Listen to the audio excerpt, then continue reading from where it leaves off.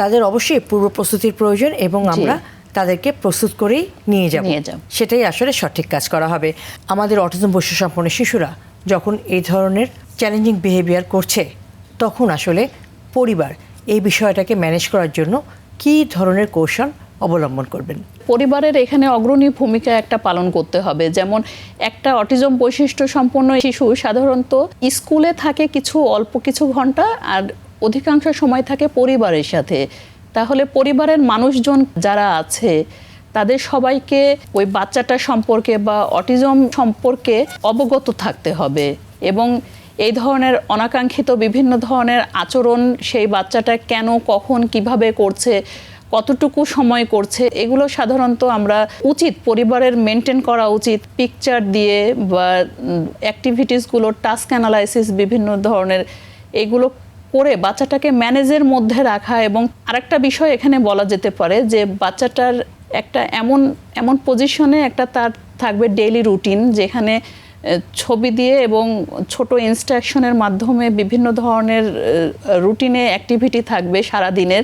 ওই অ্যাক্টিভিটিগুলো দেখেই বাচ্চাটা বুঝতে পারবে যে আমি এখন এটা সম্পন্ন করলাম, এরপরে আমার এই কাজটা আছে। এটা সাধারণত আমরা বলি অ্যাবিলিটি অফ প্রেডিকশন, যেটা অটিজম বৈশিষ্ট্য সম্পন্ন বাচ্চারা করতে পারে না। সাধারণ শিশুরা হয়তো বুঝতে পারে যে এখন আমি খাবার খেয়েছি, এরপরে হয়তো আমাকে পড়তে বসতে হবে, কিন্তু অটিজম বৈশিষ্ট্য সম্পন্ন শিশুরা এটা বুঝতে পারে না। তারা চিন্তা করতে থাকে, তাদের এই প্রেডিকশন অ্যাবিলিটির হয়তো ল্যাকিংস আছে, এই জন্য তারা এই জিনিসটা বুঝতে পারছে না। সেই ক্ষেত্রে আমাদের যদি এরকম ভিজুয়াল রুটিন থাকে যে ওকে কিছুদিন কাজ করালেই সে বুঝবে যে আমার এরপরে এই কাজটা আছে, সেই ক্ষেত্রে আরেকটা সুবিধা আছে, সেটা হলো যে এই অটিজম বৈশিষ্ট্য সম্পন্ন শিশুরা সাধারণত রুটিন ব্রেক করতে পারে না। তো আমাদের যদি এরকম রুটিন থাকে ভিজুয়ালাইজড একটা, সেখানে আমরা ইচ্ছে করলে রুটিন ব্রেক করার প্র্যাকটিসও তাদেরকে দিয়ে করাতে পারি। হয়তো অনেক ধরনের ফ্ল্যাশ কার্ড থাকবে,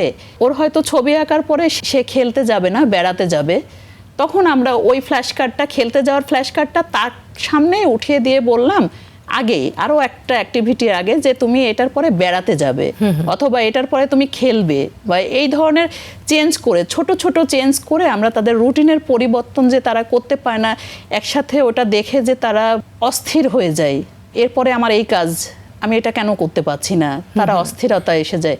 কিন্তু সেই ক্ষেত্রে হয়তো ভিজুয়ালাইজড এরকম থাকলে সে সঠিকভাবে ওই জিনিসটাও মানে করা যাবে, ম্যানেজ করা যাবে অ্যাকচুয়ালি। অটিজম শিশুদের চ্যালেঞ্জিং বিহেভিয়ার শুধুমাত্র পরিবারের জন্য নয়, অনেক সময় শিক্ষা প্রতিষ্ঠানের জন্য একটি বড় চ্যালেঞ্জ হয়ে দাঁড়ায়।